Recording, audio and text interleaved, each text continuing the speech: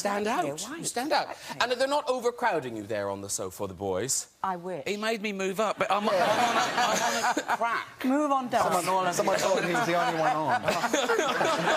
There you go. No, because men like to do the man-spreading thing, which can crush a lady. Yes, look, even here, I'm sitting nicely like this, my legs crossed. Hello. You are too. Yes.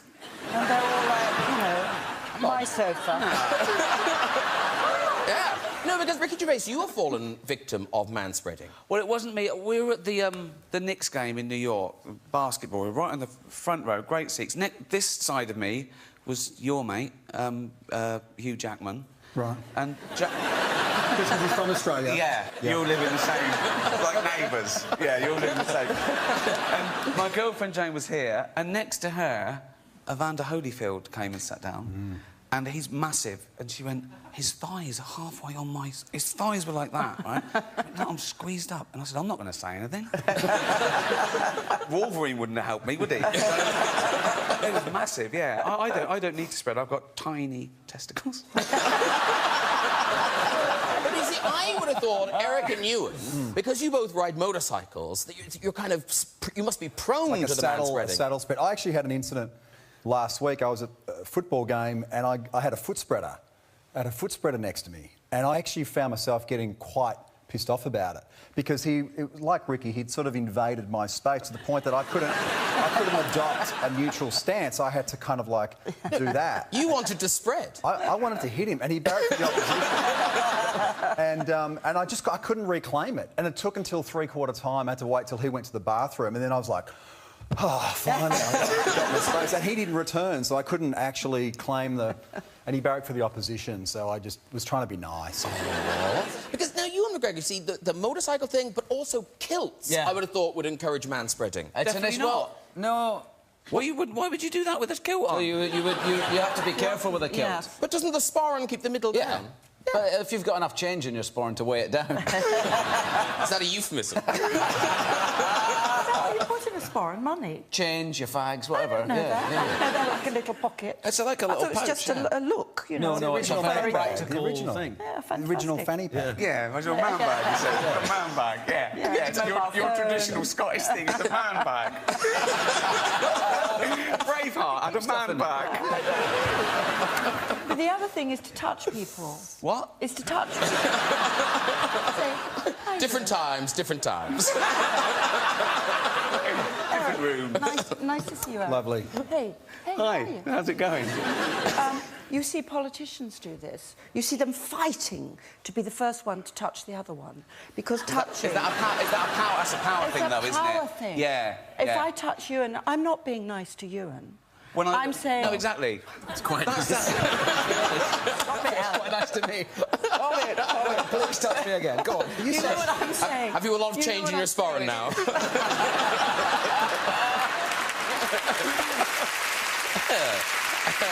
Hey, we've got lots of movies to talk about tonight, so let's start with Dame Helen's new film, which is Eye in the Sky. I love this film. It's a properly kind of exciting, nail-biting drama about modern warfare with drones. It opens next Friday. Before we talk about it, this clip really kind of sets up the kind of central moral dilemma in that sort of warfare. You're the colonel.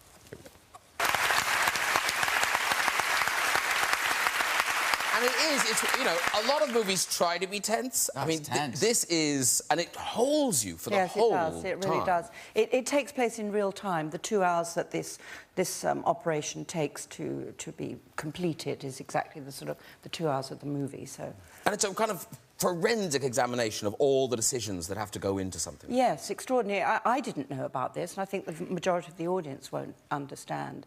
In a strike like this, specifically like this is exactly what would happen in terms of the chain of command, going all the way up to the Prime Minister if necessary. And nobody, as you see in the movie, quite wanting to make a decision. Yes. And it's a great cast of Americans and British actors, and we must mention the late, great Alan Rickman, who is perfect in this. Fantastic. I mean, it's a brilliant, fitting final performance, isn't it? It is. I think it's a movie he would be very proud of, in the sense that he would appreciate what the film was about and the way in which it tells its story. It doesn't take sides, incidentally. It makes no moral decisions. It just throws up the moral questions. But But what I love about the film is it's Alan as I knew Alan. You know, I mean, he was a brilliant character actor, and we see him in Harry Potter and Die Hard, playing these extraordinary characters. That is Alan as he really is, you know, funny, urbane, intelligent, very human, and so it's really great to see him up there. Now, there is action in this film, even though, you know, you're in that room. But you have done kind of big action. You did the, you know, the Red franchise Red, stuff. yes. But now, I hear, I don't know if this is true, that you are gunning to be in a big action franchise. Yes, Fast and Furious. I would love to be in Fast and Furious. You're not joking, are you? You're serious? No, of course. It's incredible fun to do those movies, aren't they? I mean, they're like, just... You don't act. For you? Now I'm interested. Yeah. No acting required, and it's amazing. They set all these things, and things explode all around you, and, oh, it's unbelievable fun. And that with cars, like, that would be my dream come true, really. I didn't know you love cars. I don't love cars, You like driving? I like driving. I'm not interested in cars as cars. You guys are, right? Some of you are. You're a racing driver. Yeah, I love cars, but I don't ever want to do a movie where you pretend to race cars, because that would drive me insane. Oh, I'd like that. I'd be very offended. Oh. Okay. There's a guy come over and say, "Now, you familiar with a manual transmission?" Yeah. That's that question. And... But you can't... Can you not drive at all? I know. No, but do you know how? Well, I've seen people do it. I don't... But you don't have a licence. Go. What? You don't have a licence? No. OK. You can't drink and drive, so what's the point? That's kind of... That's sort of why I learnt to stop myself drinking. There'll be a couple of occasions when I can't drink. Not worth it. Because, Ellen, have you done the stunt driving in movies? I drove stunt driving, believe it or not, in The Queen. It was... I know... there a lot of stunt... Now, you may think that doesn't count as stunt driving, but I had to do a shot where, as my fellow actors will know, the cameras were set up all across the front of the car, so I couldn't see anything. And I had to drive, like, quite fast through country, not even made-up roads, just back, you know, tracks in Scotland. So that, I think that sort of categorises as stunt driving. Yeah, Fast and Furious, easy. Previous experience. I also smashed a camera off the side of a car when I was stunt driving once. Oh. I totally forgot that it was on the side of you know, put on the side of the car. Yeah. And I was on my own in the car, and I went round a corner really fast. But, of course, I forgot about the camera, and I completely smashed it off the total right off the camera. They were very nice. We've got a lot to think about, though, haven't we? When we're put in cars and asked to drive with cameras in the way, and we're acting as well. There's quite a lot to think about. And suddenly it becomes impossible to open the door. Yeah. Somehow opening the door becomes real. Do you know what I can't? Really difficult. What I can't do in a film is park a car. Yeah. Like, I'm a good driver and I can park a car like the best of them. All right. But then there's a camera... But when there's a camera crew there, you can't park a car. I was written up, I was parking a car. It's being an actor. And the audience are going... got it easy. Oh, poor thing. Nurses, soldiers. Try and park a car with someone looking at you. Because Ricky and Eric, your new movie, Special Correspondence. Now, Eric, you did all your own driving in that, though, didn't you? Yeah, there wasn't much. There was just one scene where we have a little getaway, and some people, you know, claim to be nervous passengers, and you kind of go, oh, yeah, whatever. I don't mind scaring them. But I genuinely... Ricky was so convincing, describing to me how scared I'm scared of roads. Like, really scared. No, and seriously, I'm scared of roads and speed and all that. And guns, I'm scared of guns. And I had to shoot a gun and jump into a Jeep that he had to... I found out... I didn't even know he was a race car driver when I wrote the scene. And then that worried me. But he was really good. You thought I was going to... I was so... I went the other way. I was like, he's going to really get scared here if I try and scare him. So I actually... I took it really easy on him, actually, because I was worried he would go to his trailer and just not come back. Yeah. He drove with one hand and the other hand just comforting me. Man-spreaded, our knees were touching. I said, it's all right. Well, you're making the film sound very exciting. Special Correspondence. Now, this is posh and new, ladies and gentlemen. It is released worldwide on Netflix on the 29th of April. Exactly. So, tell the people what it's about. It's about... I play a bit of a radio nerd. I'm an engineer. Eric plays a handsome sort of... we flipped a coin. He plays the tall, handsome radio sort of news journalist. And I look up to him, but he thinks I'm an idiot, and he sort of bullies me, and we're thrown together, and we're meant to go and cover a civil war, but because I'm going through a really bad time, I lose the tickets and passport, and we have to sort of hide in a Spanish restaurant, and we're trying to work out how we get out of this, and I think this is you've got a clip. We've got the clip of you and the people in the Spanish restaurant. Yeah, we're trying to brainstorm how we get out of this situation now, because we're expected to do a report from Ecuador in a few hours, and obviously we're not there. Here we go.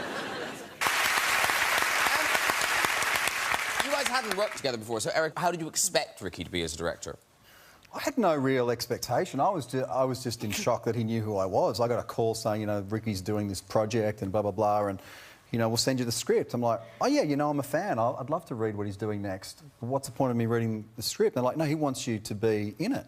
And I was like, does Ricky Gervais know who I am? Does he know I exist? Really? Yeah, I thought it was so bizarre. And I read the script and it was terrible. But I was humbled by the fact that he knew who I was. So I said yes. And I remember, the reason I cast you was because I thought you were this sort of, like, really cool, sort of brooding thespian. I saw you in Munich, and it was the Hulk and all this, and I thought it'd be great being an action hero, a bit screwed up. And on the first day, you said, did you cast me because you knew I did comedy? And I didn't. He started out in comedy in Australia in a very similar way to me. You did a little sketch show, and then you got your own show, and then you went and became a sort of handsome action hero. Just like you.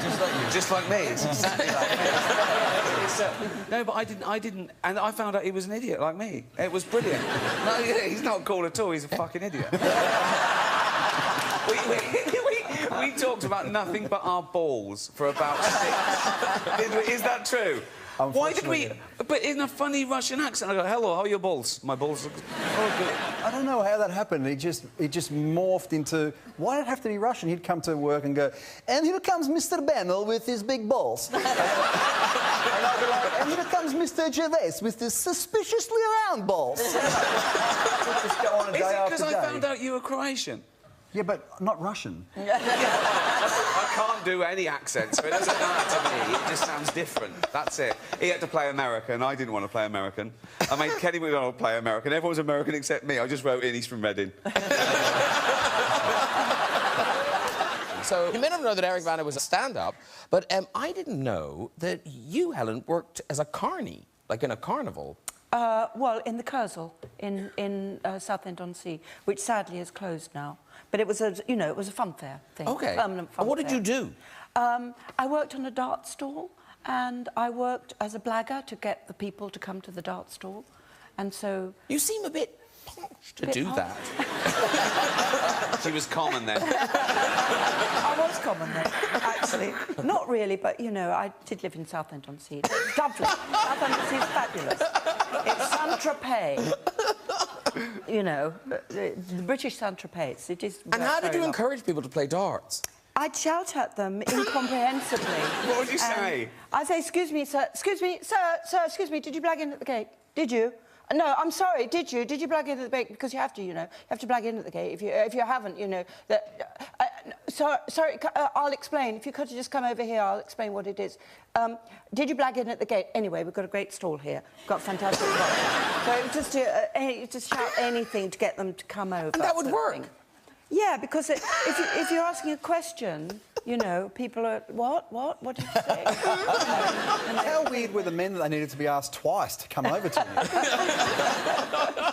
Yeah, a beautiful lady, darts, what's not to like? Yay! I assume it was rigged as well, though, aren't they? It was just too... nobody ever won. Sometimes that you sounds feel rigged sorry to me.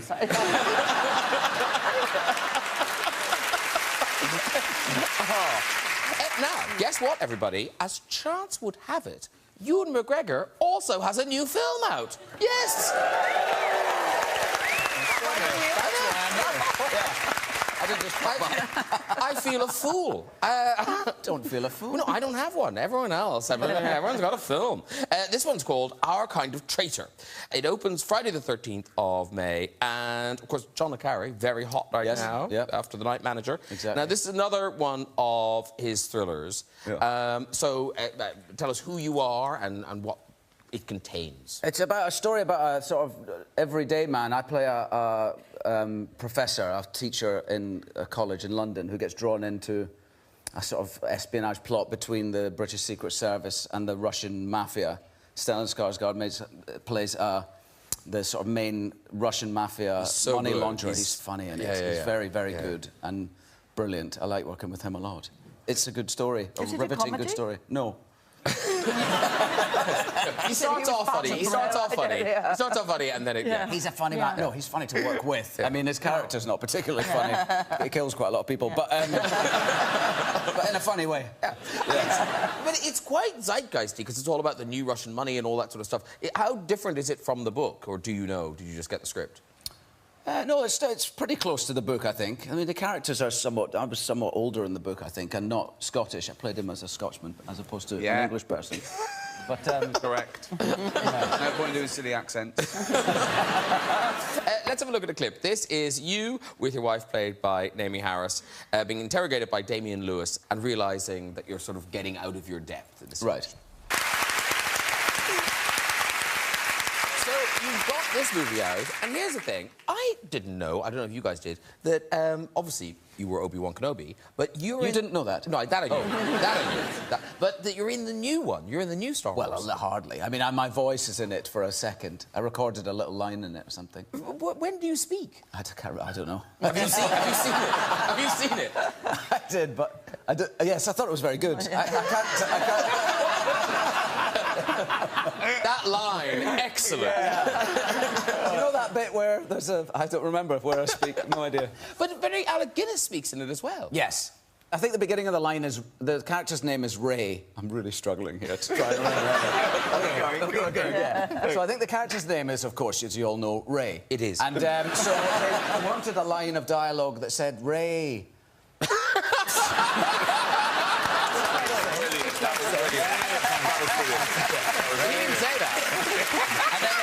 And then there's some other line that I say. Yeah. And... Ray, these are your first steps or something.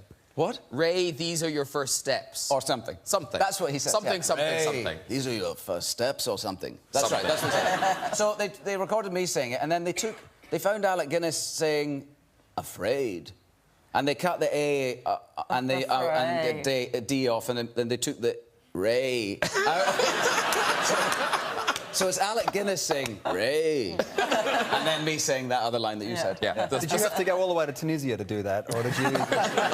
No. But it was obviously a very last-minute thing. I mean, J.J. Abrams emailed me out the blue. He got my email address from someone and emailed me, but it was about 2 weeks before the film was released.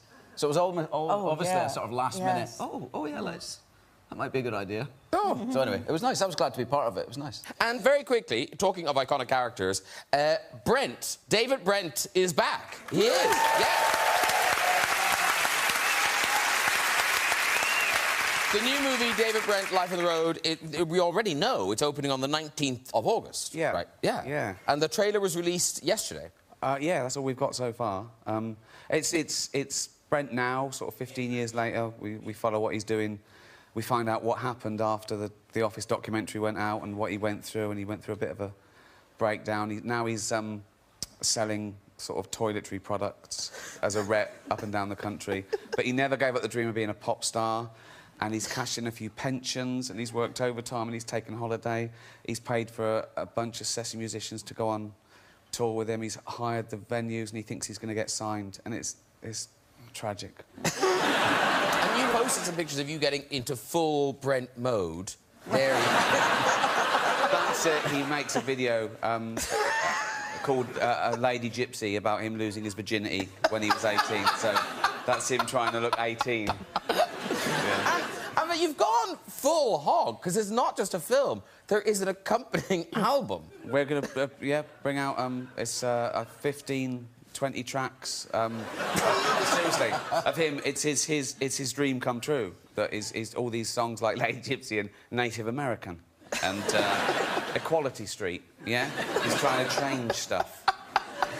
But yeah, it's basically he's a man out of time. It's really sort of it's funny, but it's quite sad as well. But Ricky Gervais, I'm guessing, is thrilled. I'm nothing like him. No, but you are thrilled to be bringing out an album. Oh, I was a fan of pop music. Yeah, I sneak a song into everything I do. I wrote a song for The Simpsons. I wrote a song with David Bowie for Extras. You wrote a song for Vera in Special Correspondence as yeah, well. she sings a song. Yeah. I'm a frustrated, failed musician, so I suppose...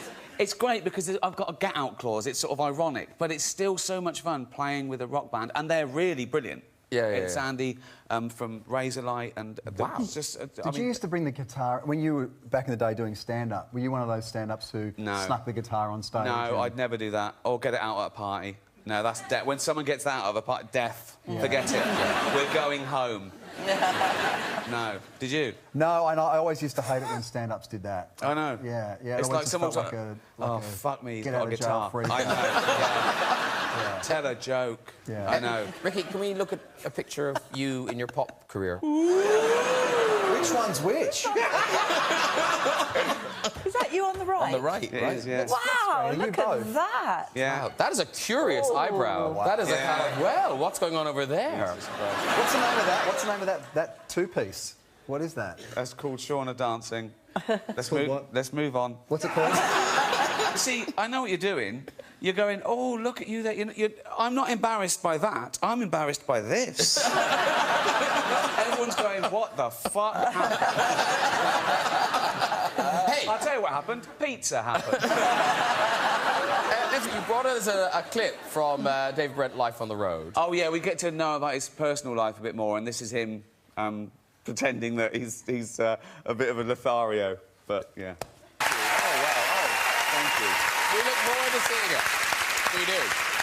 Right, it is time to meet my final guest. This Hollywood legend has starred in so many of our favourite movies, from Field of Dreams, The Bodyguard, The Untouchables, to the Oscar-winning Dances with Wolves. Welcome, for the very first time to the show, Mr. Kevin Costner, everybody.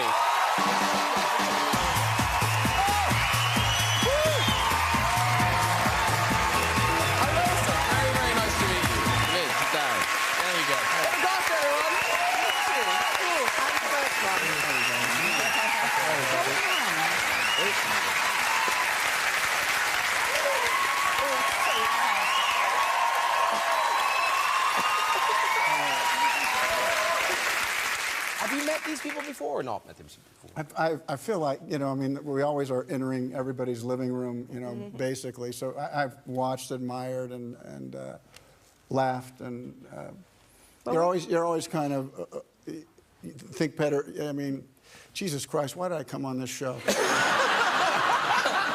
Yeah, the others are thinking it, you've said it. Nice start. Really helped me a lot. What's nice is you've come out here tonight and you look like Kevin Costner. Yeah. Because you were spending time in London, sort of in character for your new movie Criminal, where people were slightly taken aback by you. Yeah, they were. But, like, frightened of you, or...? Well, you know, listen, there was a moment... I play this part called Criminal. The only person that doesn't know about it is my mom. You know, and I basically... a pretty dodgy character and fierce, and I had to figure out how he was going to look, and he comes out looking like a little bit of a modern Frankenstein, if you will, a pretty fierce character. Because this is the look. But this is the look, and did people not recognise you? Amazing. Did you go out in London looking like that? No, I put a hat on. I don't enjoy the. I know you. That exchange is like, no, you don't. And you just keep going. But now, this film, Criminal, which opens next Friday, you played Jericho Stewart, and we're used to seeing you as this sort of, you know, the clean-cut American hero, the good guy. No, I know. No one ever mistakes me for anything other than an American. I get that. I make cowboy movies and baseball movies, and I've tried... There's a little bit about the way you talk as well. There's a little bit as well, you know. Yeah. But this guy isn't just a bad guy. He's kind of a monster. He's a proper monster. I don't feel like I'm playing, but I feel like I'm playing somebody that people don't understand my problems. I don't feel like I'm bad. Yeah. I think that's the way you have to go about it. Yeah. But in the film, there's a kind of a groundbreaking medical process. Yes, we have a big leap of faith movie here. You know, we're going to have to transfer someone's memory into mine, and if we don't, the city's in peril. So if you make your jump over that, that's what happens. I love it already. I love that. That's fantastic. Yeah. Someone puts a memory, someone else's memory in your... Yeah, I get Ryan Reynolds' memory. I get this. They'll be great memories. They'll be good memories. Yeah, I have a few myself. I get little flashbacks, and so the problem is that my character is not a controllable person, and so when he finally gets himself on the streets being a lifelong criminal, he realizes that people don't care about him. You know, everything that he does goes back to the street and how he survives in prison. Like I say, it's open next Friday. This clip, this is you returning to the family home of Ryan Reynolds' character. Of course. So basically, you're in his basement, you've got his memories, and his wife finds you. Yes. Okay.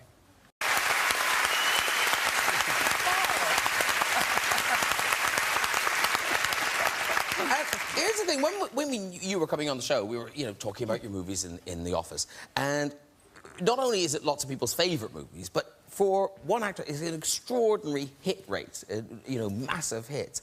And yet, when you think about them, films like Fields of Dreams, Dances with Wolves, even a Robin Hood reboot, they're not obvious box office gold. It's how did you get them made? How did you pick them? Well, some of them I actually had to put my own money into. It's you know, I had to buy my own parts actually. Yeah, you know, a lot of the movies that I've done, Field of Dreams, Bull Durham, Dances with Wolves, were movies that were rejected by the studios. And Bull Durham somebody wouldn't give us $4 million for Bull Durham, and ended up making like $300 million. And Dances with Wolves was a movie that was turned down twice by the studios. I guess I didn't hear them the first time. And you directed. I directed it, and I've directed 3 movies, Yeah. mostly stuff with horses. That's brilliant.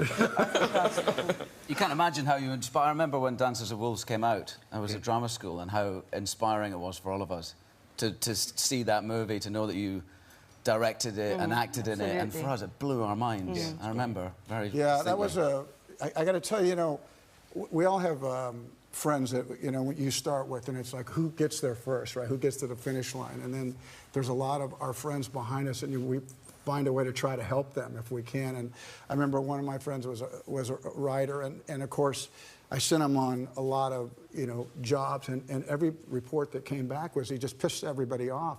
And finally he came over and he goes, you know, I hate Hollywood, I hate all you people. And I said, you know what, I tried to help you, man, you know. And I said, some of these people you're talking bad about are actually become friends of mine. And I said, you know, and I don't understand this whole thing about Hollywood. I said, maybe you're, even though a writer always thinks the last thing they wrote is the very best thing they wrote, I said, maybe it's just not good enough. And he kind of said one more thing to me, and it just really crossed the line. And he's a kid from the 60s, so to speak, you know, a protest march or anything, and it's very easy to put Hollywood down. But he crossed the line with a friend of me, and I don't know what happened, but I had him up against the wall. And I said, look, I know. I did. I said, you know, would you just quit putting everybody down? I said, you know, quit writing things that are 120 pages long, because in our vernacular, that means a script. I said, and if you really want to write something that's 88 pages or 888. And I realized I had my hands on him. I set him down. I thought probably we had lost our friendship. And of course, a week later, he says, hey, I don't have a place to stay. Could I stay at your house? So he stays there for a couple of months, and he's writing every night. He says, will you read what I wrote today? I said, fuck no.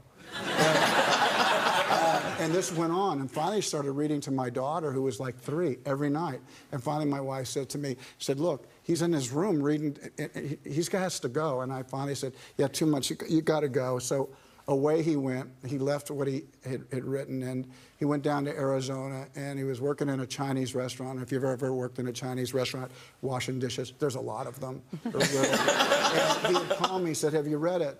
Read what I wrote? I said, no, I don't really like you anymore. And he goes, well, I'm cold. I'm working at this place, and I'm having to kill raccoons and work at this Chinese restaurant. And I said, so I sent him a sleeping bag. I sent him stuff. And he said, did you read what I... And finally I read it, and it was Dances with Wolves. No. And when you have that situation, somebody that, you know, you start with...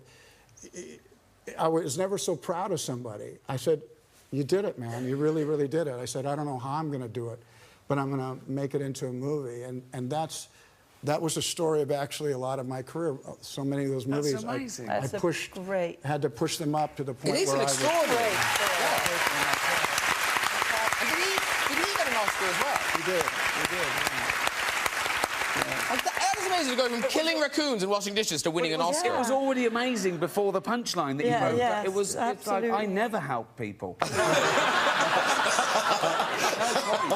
point. Come on.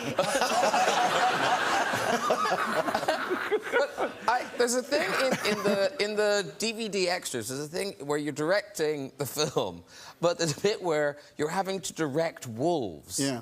And you were having to, like, encourage the wolves. Sit. Yeah, well, you know, I tell you, I remember when we got these wolves, there were real wolves, and I don't know, you ever think of, like, salesmen who, like, you know, carpet thing? Vacuum cleaner guy. You're fired. Yeah. You're the worst salesman ever. That's terrible. But you always see them, and they come into your house and they throw ashes and jelly and shit like that, and they go like that, and it cleans it perfectly, and then you call all your friends over and you throw the same shit on the floor, and the stain is there. And so when I met the guy with the wolves, he showed me how they would behave. You know, that he would push a button and the wolf would come over here. Well, when I got out there, those wolves didn't do shit, just like the I was 10 days over schedule, 30 days into the movie, and they said, well, what are you going to do? I said, well, I'm not going to change the namesake of the movie. I got to figure out how to make Dances these animals. with dogs. So when you know, listen, when it's your money, you make everything how you make them. You know, They like their belly do what being you have rubbed, to do. apparently. What's that? They like their belly being rubbed. No, it's true. Doesn't everyone? Yeah. Yeah, but these were real wolves. Just No, the real wolves do. Yeah. My girlfriend got me a present to go with these wolves. They weren't tame, but they were socialised. Yeah. And they were... No, that means they just don't kill you yet. And they were huge, and they like having their belly rubbed. I've tickled a wolf's belly. Was it the belly you were tickling?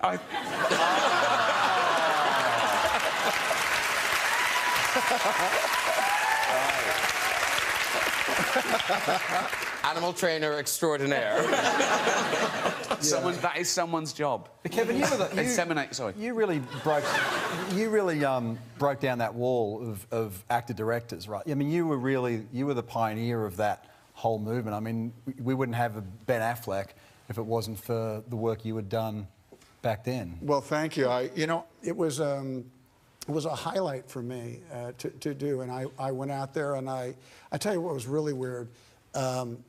My parents came to watch me, just like I did when I was a little kid playing sports. I used to be kind of embarrassed about it, but it was an interesting thing. I went out there my first day to direct, and my parents took a trailer all the way to South Dakota, and they said, my mom said, we won't be in the way. We're not going to bother you, Kev.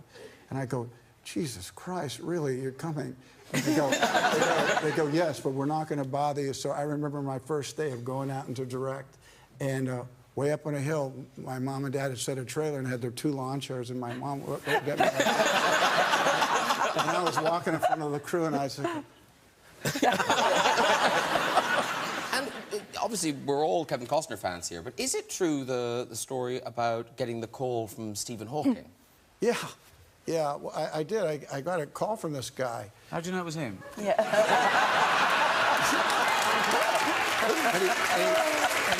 And I thought I knew who he was, but he said he wanted to come see me, and so he comes in my driveway, big van, and they bring him out, and there's like 9 people, and he comes into my living room, and I didn't really know how to talk to him. I mean, he has an IQ of 169. I have a 69 IQ. and you're trying to carry a conversation, but it was difficult. And finally, I just got a little hip to everything. I said, so what's up, man? What is it you want to know? You know, and he goes, well, and he wanted to know about Whitney and The Bodyguard. And I said, well, no shit, then let's talk about that, because if that's what this wants to be about, then that's what we'll do. And that's what we did. So we talked about Whitney for a while. And then he said he was going to go dancing. That is one of the oddest stories we've ever had on the show, but I love it. This is amazing. Yeah. This is like a real chat show, like chat shows used to be. If this were in America, we'd be dressed up as wolves dancing around for a YouTube hit the next day. That's quite a good idea. Right there. Listen, Kevin, good luck with The Criminal. Thank you so much for coming to see us. Kevin Costner, everybody.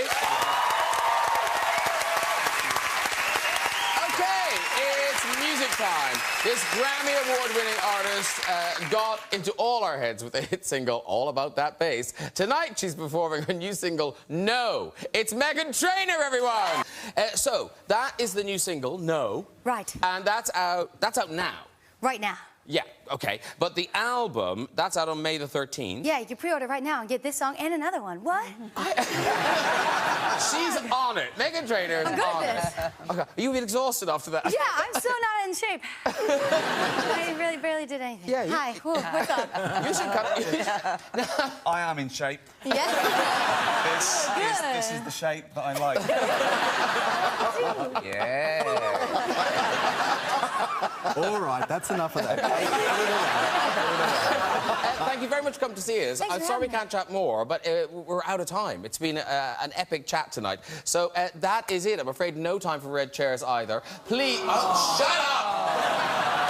Look at that! That's why we come on. Yeah. We didn't want to see them. We wanted to see a woman from Slough in a chair. Please say a huge thank you to my guests tonight. Meghan Trainor! Ricky Gervais! Eric Bana! Ewan McGregor! Dame Helen Mirren! And Kevin Costner! Join me next week with Eurovision hopefuls Joe and Jake, actress Keely Hawes, the charming Hugh Grant, and the great Meryl Streep. I'll see you then. Good night, everybody. Bye-bye!